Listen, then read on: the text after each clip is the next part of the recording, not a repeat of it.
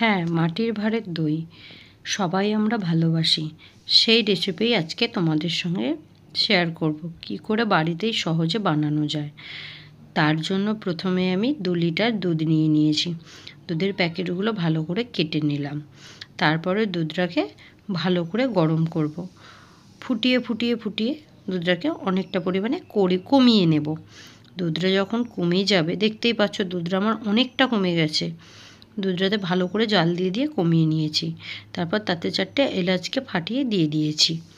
প্রথম দুধটা থেকে কিছুটা দুধ তুলে নিয়ে তাতে 50 গ্রাম আমুল দুধ মিক্সড করে নিয়ে ভালো করে মিক্সড করে নিয়ে ওই দুধে দিয়ে দিলাম পরিমাণ মতো চিনি। তোমরা তোমাদের পরিমাণ মতো দেবে।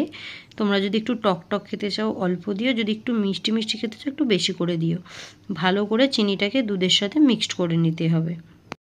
অন্য একটা জায়গায় 2 চামচ মতো চিনি নিয়ে নিয়েছি।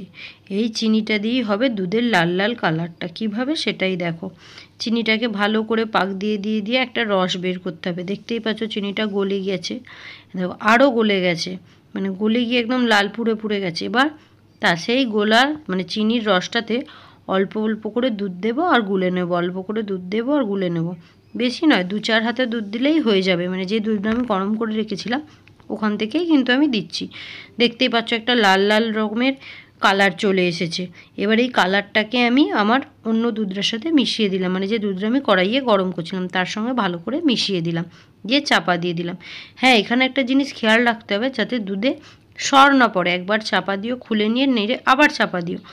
হাঁড়ির মধ্যে আমি টক দইয়ের একটা প্রলেপ তৈরি করে রাখলাম। একটু পরিমাণে দুধ আমি তুলে নিয়েছি, তাতে 4-5 চামচ মতো টক দই দিয়ে দিলাম। দিয়ে দইটার সঙ্গে ভালো করে দুধটাকে ফাটিয়ে নিলাম। এটাই কিন্তু মেন ইনগ্রিডিয়েন্টস, এটা টক দই। টক দইটা এবার আমি আমার গরম করা দুধের মধ্যে দিয়ে ভালো করে নাড়িয়ে নেব। খেয়াল রাখতে হবে কিন্তু যাতে এর মধ্যে সর না পড়ে যায়।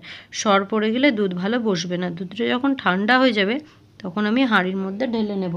হাঁড়ির মুখটা একটা কাগজ দিয়ে আর গার্ডারের সাহায্যে ভালো করে মুড়ে নিতে হবে, যাতে এর মধ্যে কোনো ঠান্ডা হাওয়া প্রবেশ করতে না পারে। তারপর গরম জায়গায় 1 রাতের জন্য রেখে দিয়ে দেখো দারুণ দই